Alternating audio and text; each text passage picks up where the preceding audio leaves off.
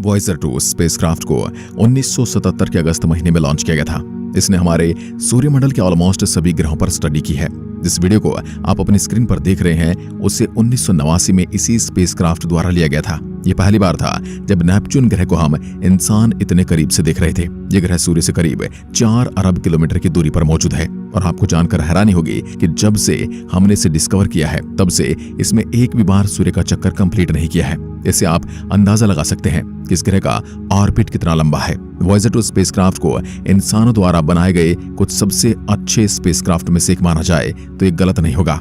आज ये हमसे 132.93 AU यानी एस्ट्रोनॉमिकल यूनिट की दूरी पर मौजूद है, यानी यह सूर्यमंडल से ही बाहर निकल चुका है। ये तो निश्चित है कि वैज्ञानिकों को इस स्पेसक्राफ्ट को कंट्रोल करने में काफी सारी दिक्कतें आई होंगी। इसे सिर्फ कंट्रोल करना ही नहीं बल्कि इसके रास्ते को तय करना भी वैज्ञानिकों के लिए काफी ज्यादा कठिन रहा होगा, क्योंकि तब अंतरिक्ष के बारे में हमारे पास इतनी जानकारी नहीं हुआ करती थी। सिर्फ इतना ही नहीं, तब हमारी टेक्नोलॉजी इतनी आगे नहीं थी कि हम वॉयेजर 2 जैसे एडवांस्ड स्पेसक्राफ्ट को अंतरिक्ष में लॉन्च करने की सोच भी पाए। लेकिन अंत में स्पेसक्राफ्ट लॉन्च हुआ और ये मिशन एक बहुत बड़ी सक्सेस भी बना। आज के इस वीडियो में हम आपको यही बताने वाले हैं कि कैसे इस स्पेसक्राफ्ट के रास्ते को अंतरिक्ष में तय किया गया था और कैसे यह मिशन इतना ज्यादा सक्सेसफुल बन पाया। ये वीडियो बहुत ही ज्यादा इंटरेस्टिंग होने वाला है। आप देख रहे हैं फ्यूचर साइंस यूट्यूब चैनल। 1965 में नासा के वैज्ञानिकों ने एक ऐसी चीज डिस्कवर की जो स्पेस टेक्नोलॉजी में एक तूफान लाने वाली थी। नासा के वैज्ञानिकों ने यह देखा कि 175 साल बाद हमारे सूर्यमंडल के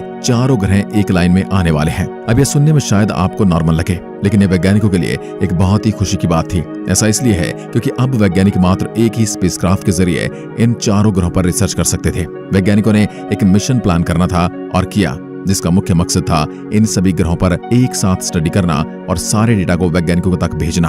अब उस समय हमारे पास इतनी पावरफुल टेक्नोलॉजी नहीं थी कि हम सूर्य के गुरुत्वाकर्षण से अगेंस्ट जाकर इन ग्रहों तक आसानी से पहुंच पाए। यहीं पर वैज्ञानिकों ने अपने मैथमेटिकल कैलकुलेशन से एक करिश्मा कर दिखाया। ऐसा तरीका इजाद किया जो बहुत ही ज्यादा क्रिएटिव और इंटरेस्टिंग था। वैज्ञानिक अपने फ्यूल की जगह ग्रहों के गुरुत्वाकर्षण बल को इस्तेमाल करके ये मिशन करना चाहते थे। अगर आपको नहीं पता तो आपको बता दूं कि इस तरह की तकनीक को स्लिंग शॉट टेक्निक कहा जाता है और आजकल जितने भी स्पेसक्राफ्ट लॉन्च होते हैं उन सभी में इसी तकनीक का इस्तेमाल किया जाता है। ऐसा इसलिए क्योंकि इस तरीके के जरिए वैज्ञानिकों को ज्यादा ईंधन खर्च नहीं करना पड़ता और बहुत आसानी से स्पेसक्राफ्ट कहीं भी पहुंच जाता है। हमारे सूर्यमंडल में जितने भी ग्रह हैं वो लगातार सूर्य की ओर बढ़ रहे हैं, लेकिन उनके पास अपनी भी गति है, जिसकी वजह से वे कभी सूर्य से आकर टकरा नहीं पाते। यही कारण है कि वह इसका चक्कर लगाते रह जाते हैं।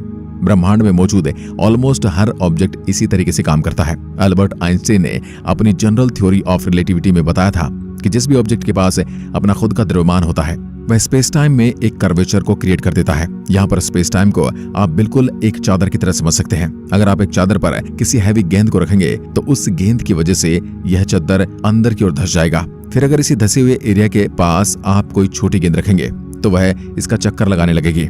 इसी पूरे प्रोसेस को हम ग्रेविटी कहते हैं। एल्बर्ट आइंस्टाइन ने यह तब एक्सप्लेन किया था जब हमारे पास फिजिक्स की इतनी ज्यादा नॉलेज नहीं हुआ करती थी।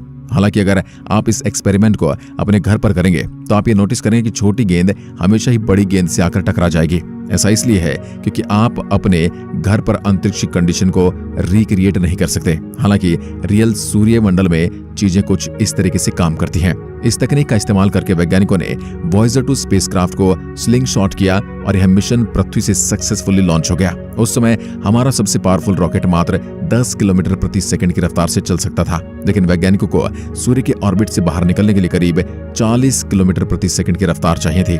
इसके लिए वैज्ञानिकों ने अपनी क्रिएटिविटी का इस्तेमाल किया और पृथ्वी की रफ्तार का फायदा उठाया। अगर आपको नहीं पता तो बता दूं कि पृथ्वी सूर्य का चक्कर करीब 30 किलोमीटर प्रति सेकंड की रफ्तार से लगाती है। जब रॉकेट को पृथ्वी की रफ्तार को मिलाया गया तो वह सूर्य की ग्रेविटी से बचकर बाहर निकलने के लिए काफी था। सबसे पहले वॉयेजर 2 स्पेसक्राफ्ट मंगल ग्रह के ऑर्बिट में गया। अब वैज्ञानिकों ने स्पेसक्राफ्ट को इस तरीके से लॉन्च किया था कि जैसे ये मंगल ग्रह के ऑर्बिट से बाहर जाएगा वैसे इसे अपने रास्ते में जुपिटर मिल जाएगा और बिल्कुल वैसा हुआ भी। और वॉयेजर 2 ने सबसे पहले जुपिटर की करीब से तस्वीर ली, लेकिन यह सुनने में जितना आसान लग रहा है असल में उतना आसान था नहीं। वैज्ञानिकों को वॉयेजर की स्पीड और डायरेक्शन को कड़ी निगरानी में रखना पड़ा था। उनके पास मात्र 150 किलोमीटर का ही एक कॉरिडोर था जिसके जरिए वॉयेजर ट्रेवल कर सकता था। अगर हम उस 150 किलोमीटर के एरिया से अंदर आते हैं तो यह स्पेसक्राफ्ट डायरेक्ट जुपिटर से आकर टकरा जाता और अगर हम इससे बाहर जाते हैं तो यह डायरेक्ट शनि ग्रह की ओर बढ़ जाता। अब शनि ग्रह की ओर जाने में दिक्कत की बात नहीं थी क्योंकि यह जुपिटर की जगह उसकी क्लियर तस्वीरें खींच लेता, लेकिन इससे वैज्ञानिक बृहस्पति ग्रह के बारे में ज्यादा नहीं पता लगा पाते। ओवरऑल मिशन की इमेज पर एक दाग लगा देता, लेकिन वैज्ञानिकों के दिमाग और उनके हाई वर्क की वजह से यह सब कुछ बिल्कुल परफेक्टली हो गया और यह स्पेसक्राफ्ट उस 150 किलोमीटर के एरिया को कवर करके आसानी से शनि ग्रह के ऑर्बिट में चला गया। यहाँ पर भी इस स्पेसक्राफ्ट ने जुपिटर ग्रह के गुरुत्वाकर्षण की मदद ली थी।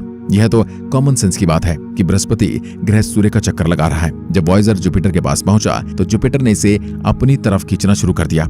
हालांकि वैज्ञानिकों ने इसकी डायरेक्शन कुछ ऐसे सेट कर रखी थी कि वह इस खिंचाव को अपनी गति बढ़ाने के लिए इस्तेमाल कर सकता था और अंत में यही हुआ। इस स्पेसक्राफ्ट ने बृहस्पति ग्रह के गुरुत्वाकर्षण का इस्तेमाल करके अपनी गति को बढ़ाया और डायरेक्ट सूर्यमंडल से बाहर निकलने का रास्ता फिक्स कर लिया। इसका मतलब ये बिल्कुल नहीं चाहते कि इसके बाद यह डायरेक्ट सौरमंडल से बाहर चला गया। सबसे पहले इसमें शनि ग्रह की कुछ तस्वीरें ली, उसके बाद यूरेनस ग्रह की कुछ तस्वीरें ली और अंत में नेपच्यून ग्रह की तस्वीरें वैज्ञानिकों को भेजकर यह सूर्यमंडल से बाहर चला गया। आपको जानकर हैरानी होगी कि जब वैज्ञानिक जुपिटर ग्रह तक पहुंचे थे तो उनकी कैलकुलेशन में मात्र 1.4 सेकंड की गलती हुई थी। इतने बड़े मिशन में इतनी छोटी सी गलती होना कई बार हानिकारक हो सकता है, लेकिन इस केस में ऐसा नहीं था। अब शायद आपके दिमाग में सवाल आ सकता है आखिर कैसे वैज्ञानिक वॉयेजर स्पेसक्राफ्ट की डायरेक्शन को कंट्रोल कर पा रहे थे और कैसे उन्हें पता था कि वह आज हमसे कितनी दूर पहुंच चुका है। असल में इस स्पेसक्राफ्ट में काफी सारे इंस्ट्रूमेंट लगे हैं जो इसे ऐसा करने में वैज्ञानिकों की मदद करते हैं। इस स्पेसक्राफ्ट के अगले हिस्से में एक सेंसर लगा हुआ है जो पृथ्वी की डायरेक्शन को डिटेक्ट करके वॉयेजर की डायरेक्शन को उसी के सामने रखता है। इससे होता यह है कि वैज्ञानिकों को स्पेसक्राफ्ट तक सिग्नल भेजने और वहां से सिग्नल रिसीव करने में बड़ी आसानी होती है। इसके अलावा वॉयेजर स्पेसक्राफ्ट के लिए सूर्य को एक प्राइमरी ऑब्जेक्ट सेट किया गया है, यानी है सूर्य को ही एक सेंटर पॉइंट मानकर अपनी दिशा को तय करता है। हमारा सूर्यमंडल का सबसे ब्राइटेस्ट ऑब्जेक्ट सूर्य ही है और इसके रेडिएशन को डिटेक्ट करके ये उसके अपोजिट डायरेक्शन में जाता रहता है। अगर इसकी डायरेक्शन में हल्का सा भी बदलाव आता है तो यह सिग्नल वैज्ञानिकों तक पहुंच जाता था, जिससे वैज्ञानिक फिर से इसकी दिशा को सही कर देते हैं। जैसे ये स्पेसक्राफ्ट वैज्ञानिकों को कोई सिग्नल भेजता है तो उस सिग्नल से सेंड होने का टाइम और रिसीव होने का टाइम वैज्ञानिकों तक पहुंच जाता है। इसके बाद जब फिर से यह स्पेसक्राफ्ट वैज्ञानिकों को सिग्नल भेजता है तो उन्हें ये पता चल जाता है कि इस सिग्नल और पृथ्वी तक आने में कितना समय लगा है। इस समय को कैलकुलेट करने के बाद वैज्ञानिक ये पता लगा लेते हैं कि स्पेसक्राफ्ट हमसे कितनी दूर जा चुका है और ऐसा करने के पीछे इसकी रफ्तार कितनी है। आप भी एक बहुत ही सिंपल फार्मूला का इस्तेमाल करके इन चीजों का पता लगा सकते हैं। इसे शायद आपने अपनी छोटी क्लास में जरूर पढ़ा होगा और ये फार्मूला है speed is equal to distance by time. यहाँ पर अगर आप डिस्टेंस और टाइम की वैल्यू डालेंगे तो आपको स्पेसक्राफ्ट की गति का पता चल जाएगा। वहीं अगर आप गति और समय की वैल्यू डालेंगे तो आपको स्पेसक्राफ्ट के डिस्टेंस का पता चल जाएगा। ऐसे ही वैल्यू को चेंज करते करते आप स्पेसक्राफ्ट की सारी जानकारी को आसानी से प्राप्त कर सकते हैं। यह मिशन वैज्ञानिकों के लिए काफी ज्यादा लाभदायक साबित हुआ क्योंकि इसकी वजह से न सिर्फ हमें अपने सूर्यमंडल में मौजूद ग्रहों की जानकारी मिली है, बल्कि सूर्यमंडल के बाहर क्या चल रहा है इसके बारे में भी बहुत कुछ जानने को मिला है। वैसे अगर आपको सूर्यमंडल के बाहर जाने का मौका दिया जाए तो क्या आप वहां जाना पसंद करेंगे? हमें कमेंट में लिखकर जरूर बताइए। आज के लिए बस इतना ही। एक बार फिर मिलते हैं एक और ऐसी दिलचस्प वीडियो के साथ। तब तक के लिए नमस्कार, जय हिंद, जय भारत, धन्यवाद।